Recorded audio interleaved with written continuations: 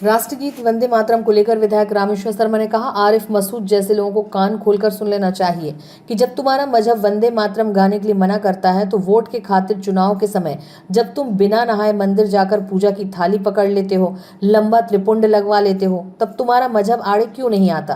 तुम्हारे मजहब में मूर्ति पूजा करना मना ही है, तो फिर वोट के खातिर चुनरी क्यों ओढ़ लेते हो? देवी जागरण में क्यों जाते हो? वोट के खातिर मंदिरों में घुस रहे हो और राष्ट्रगीत गाने के लिए, राष्ट्रगान गाने के लिए, भारत माता की जय बोलने के लिए तुम्हारा मजहब मना कर रहा है।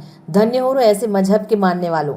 अरे तुम मजहब से ही बेईमानी करने वाले स्वार्थी लोग हो। इसी स्वार्थ के ही कारण तो हिंदुस्तान का विभाजन हुआ था।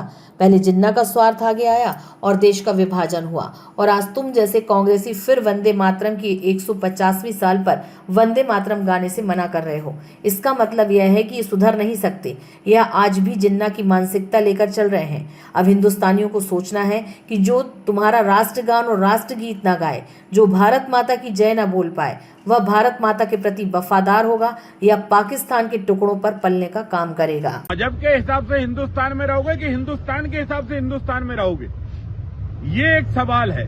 और इसलिए आरिफ मसूद जैसे लोगों को कान खोलकर सुन लेना चाहिए कि तब तुम्हारा मजहब वंदे मातरम गाने के लिए मना करता है तो वोट के खातिर तुम बिना नहाए धोए मंदिर में जाकर पूजा की थाली पकड़ लेते हो, लंबा त्रिपुंड लगवा लेते हो, वो तब तुम्हारा मजहब आड़े नहीं आता।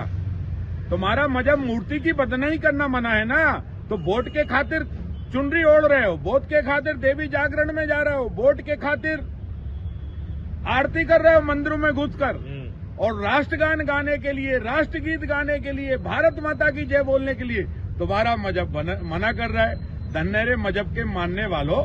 अरे जब मजहब से ही तुम बेईमानी करने पर उतरे हो, स्वार्थी लोग हो, इसके ही कारण तो हिंदुस्तान का विभाजन हुआ है। पहले जिन्ना का स्वार्थ आड़े आया तो देश का विभाजन हुआ, और आज तुम जैसे कांग्रेसी फिर 150 साल पर जब पूरा विश्व, पूरा भारत वंदे मातरम की यशोगाथा गा रहा है और तुम वंदे मातरम गाने से मना कर रहे हो, इसका मतलब ये है कि ये सुधर नहीं सकते।